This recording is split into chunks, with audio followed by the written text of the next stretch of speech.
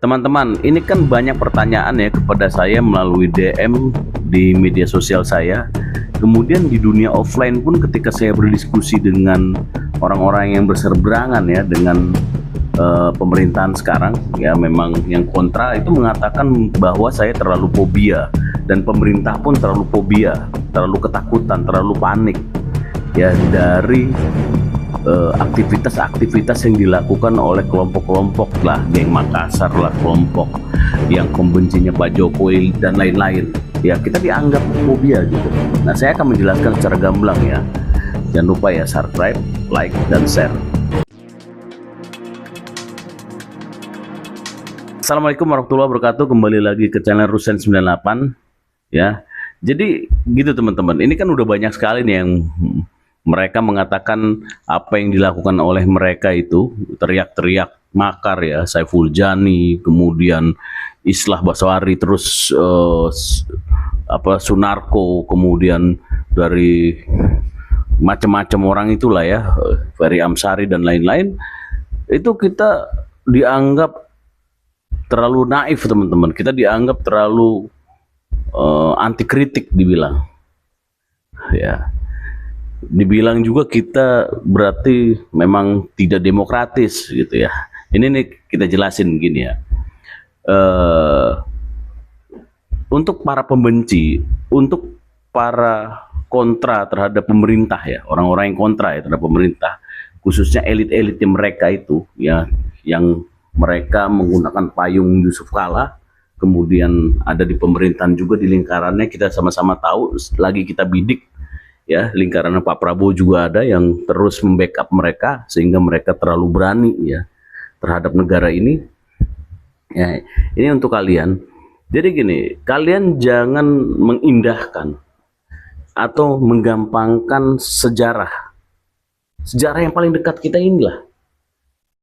Ketika terjadi kerusuhan, terjadi chaos ya di Agustus tahun 2025. Itu fakta, itu yang tidak bisa kita indahkan, tidak kita bisa sangkal ya. Dan itu cukup besar kawan-kawan, itu cukup besar ya. Gedung DPRD dibakar, kemudian sampai menimbulkan korban jiwa, banyak aktivis yang juga ditangkap dan lain-lain.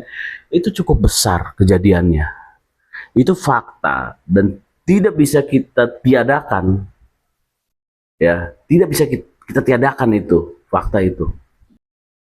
Jadi siapa yang merasa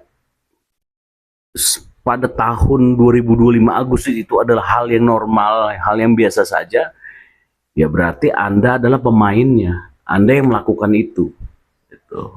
Ya wajar dong sekarang pemerintah melakukan upaya-upaya ya, misalnya Saiful Jani kemudian dan kelompoknya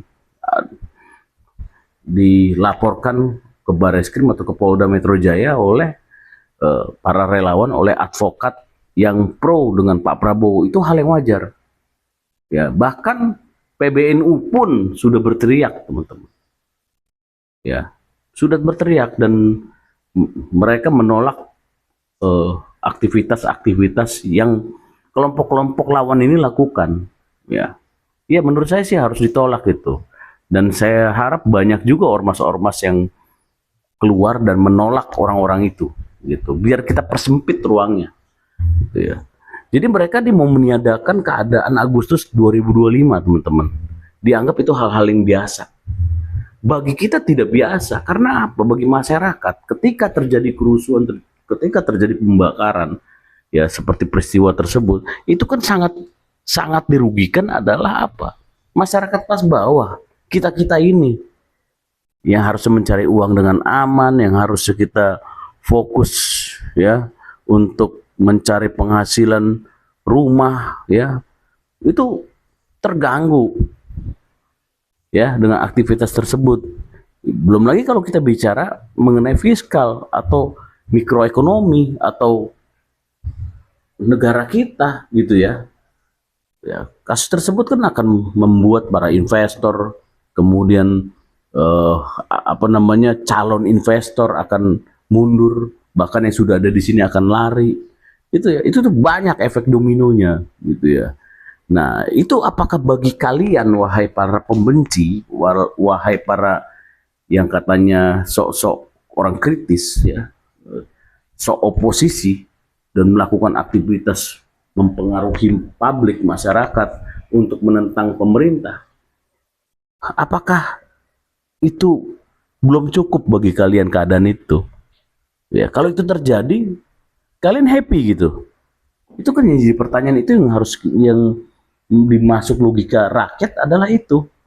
Ya, mengapa kita harus mengcounter orang-orang seperti itu, kelompok-kelompok itu? Karena kita tidak mau negara Indonesia ini terpecah belah pada kondisi ekonomi yang seperti ini, kawan-kawan. Yang seharusnya kita solid, yang seharusnya kita bersatu.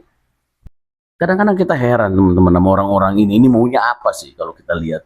Tapi udah clear lah, mereka ini adalah orang-orang yang lagi cari perhatian karena tidak mendapatkan kekuasaan, karena bisnisnya berantakan dengan program-program atau kebijakan pemerintahan sekarang. Ya, kalau dikatakan kritik, ya kritik itu nggak begitu. Kritik itu bukan yang mencaci maki subjektivitas ke pemimpinnya, ke orang per orang, enggak. Misalkan kita mau mengkritik MBG contoh, ya kita kritik tata kelolanya. Ketika kita kritik tata kelolanya, kita keluarkan solusinya.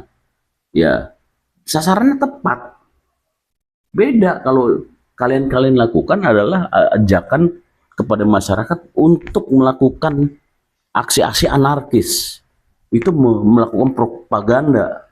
Ya bisa kita bilang itu provokator lah, ya, atau memprovokasi masyarakat untuk bersiap menjelang waktunya untuk turun ke jalan. Itu nggak benar, kawan-kawan. Nggak benar. Harus kita counter orang-orang seperti itu.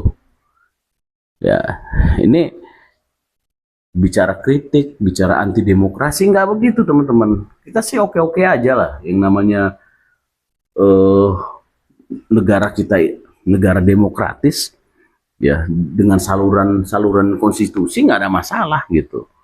Kecuali memang keadaannya memang tidak masuk akal ketika zaman 98, ya ketika memang kebijakan Pak Soeharto kemudian memang sudah fatal lah, kita turun ke jalan.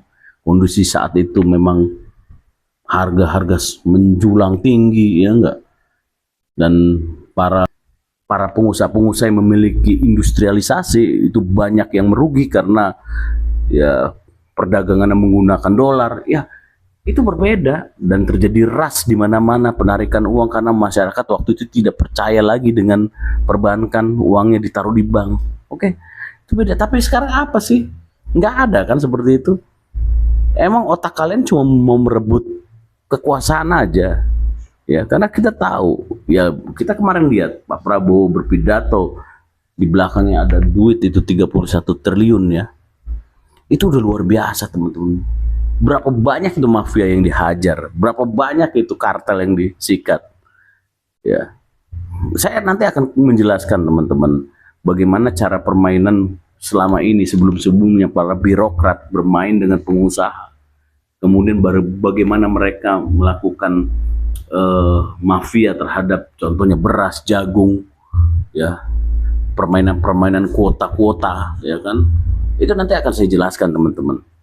Betapa rusaknya selama ini negara kita, ya, dihisap oleh orang-orang tersebut.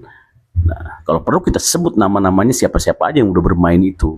Nah, ketika sekarang kebijakan itu mengganggu mereka, mereka menggelontorkan duit untuk melakukan aksi-aksi melalui kelompok-kelompok yang sekarang selalu nongol, selalu teriak-teriak, selalu melakukan ujaran kebencian atau mengajak kebencian ya kepada pemerintah.